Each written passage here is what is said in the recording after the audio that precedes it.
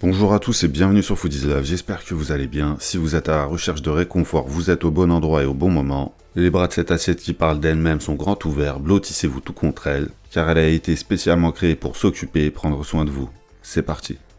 Parmi les quelques étapes nécessaires pour créer ce plat, il y a parmi elles la corvée de pommes de terre pour faire des frites maison. La variété pour faire des bonnes frites comme en Belgique, c'est la Binge. Évidemment, ce n'est pas la seule, et il y a plein d'autres variétés idéales pour les frites. Je vous en ai indiqué quelques-unes dans la description de cette vidéo pour vous venir en aide. Avant de passer à la découpe, une fois que vous aurez terminé d'éplucher vos patates, pensez à les nettoyer sous l'eau pour retirer les éventuelles traces de terre laissées par la peau. Ensuite, vous les séchez et vous passez à la découpe. Avec un couteau ou un coupe-frite comme celui-ci pour gagner du temps. Le gabarit de la frite idéale, c'est 1 cm sur 1 cm. Lorsque vous découpez vos pommes de terre, assurez-vous que les frites ne restent pas collées entre elles. Une bonne frite à cuire est une frite bien rugueuse et non lisse. C'est pour cela que si vous faites votre découpe au couteau, évitez les couteaux trop affûtés. Toutes ces petites callosités et imperfections formeront plus facilement la croûte de vos frites. Vous l'aurez compris, tout cela dans le but d'obtenir une crousticité optimale. Des frites qui cuiront 2 fois et dans de la graisse de bœuf. Une cuisson à la graisse de bœuf chère à nos amis belges qui a su s'imposer à travers tout le Groenland, puisqu'elle est maintenant devenue officiellement cuisson d'état. Une graisse de bœuf qui à température ambiante va se maintenir dans sa forme solide. Pour obtenir sa forme liquide, il vous suffira de la faire chauffer dans la friteuse, ou tout autre récipient dans lequel vous ferez cuire les frites. Je vous ai tout à l'heure parlé de double cuisson, et pour cela il vous faudra avoir un œil sur la température. La première cuisson se fera à 150 degrés et la deuxième à 180. Pour ceux qui comme moi n'utiliseront pas de friteuse, le thermomètre sera grandement utile pour maîtriser au mieux la cuisson. À 150 degrés, vous plongerez vos pommes de terre dans ce premier bain, vous les remuez un peu pour vous assurer qu'elles ne se soient pas collées entre elles, et vous les laissez s'y baigner pendant 5 à 6 minutes. Une fois ce temps écoulé, vous les égouttez, vous les évacuez, et vous les laissez tranquilles pendant au moins une demi-heure pour qu'elles puissent revenir à température ambiante. De toute façon, on a encore du boulot puisqu'il va falloir créer les boulettes et la merveilleuse sauce qui va célébrer l'union entre les frites et ces boulettes. Une genèse qui va démarrer avec 1 kg de bœuf haché qui va contenir un bon généreux 15% de matière grasse. Vous l'enrichirez avec 50 g de chapelure. La chapelure panko façon miette de pain sera idéale. Vous allez ensuite casser 2 œufs. Il vous faudra également aromatiser la viande avec environ 120 g d'oignons et 3 gousses d'ail. Vous allez les hacher très finement sans toutefois en faire une purée. Si vous avez un petit hachoir électrique de ce style, foncez, sinon ça peut se faire au couteau sans problème. Et au pressail pour les gousses d'ail.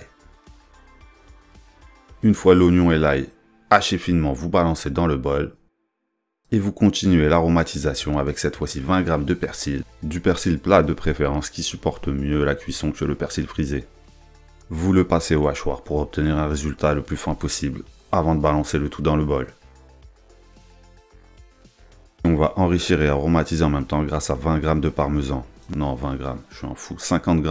50 g de parmesan qu'on va râper nous-mêmes et qui du coup sera bien plus parfumé que du parmesan déjà râpé. À cela, ajoutez 2 cuillères à soupe de fromage blanc en faisant l'impasse sur le 0% qui n'a aucune saveur. Poivrez généreusement avec un bon quart de cuillère à café. Pour finir l'assaisonnement avec 2 généreuses pincées de sel. Maintenant, vous enfilez les gants ou pas et vous mettez la main à la viande. Vous malaxez avec vigueur, vous mélangez, passez-y au moins 5 minutes. Lorsque vous aurez obtenu une farce uniforme avec une bonne répartition de tout ce que nous avons ajouté, vous pourrez enlever vos gants ou pas, puisqu'il faudra façonner les boulettes. 40 à 50 g par boulette.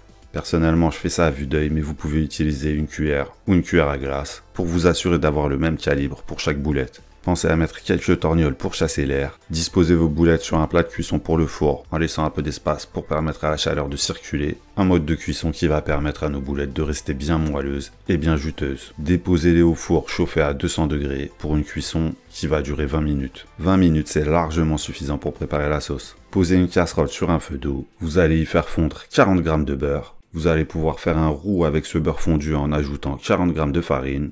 Pour cela, vous allez mélanger jusqu'à ce que les deux fusionnent. Une fois le roux obtenu, vous allez le faire cuire en prenant bien soin de mélanger régulièrement jusqu'à ce que sa couleur commence à devenir légèrement brune. Vous sentirez alors une délicieuse odeur de farine légèrement grillée. Vous allez maintenant aromatiser votre roux avec une cuillère à café d'ail en poudre, une cuillère à café d'oignon en poudre, un quart de cuillère à café de thym et une pincée de poivre. Sur feu doux, vous mélangez pendant au moins 1 minute. Ajoutez également une cuillère à café de tomate concentrée.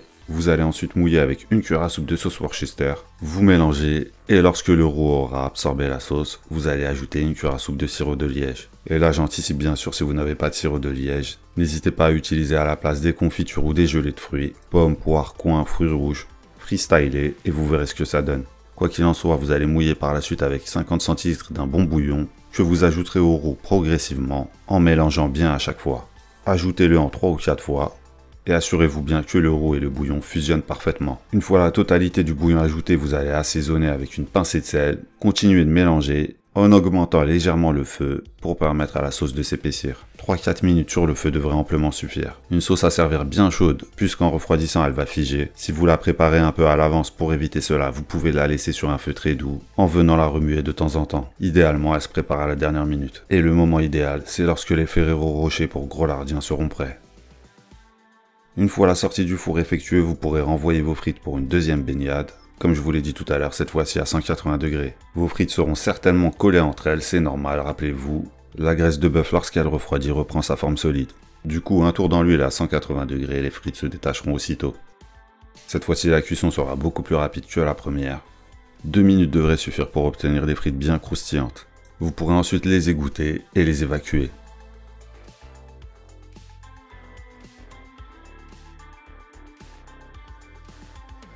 Une fois que vos frites auront fini de prendre leur bain, vous pourrez les saler aussitôt. Vous pouvez maintenant les servir bien chaudes et croustillantes comme elles doivent l'être pour passer à table.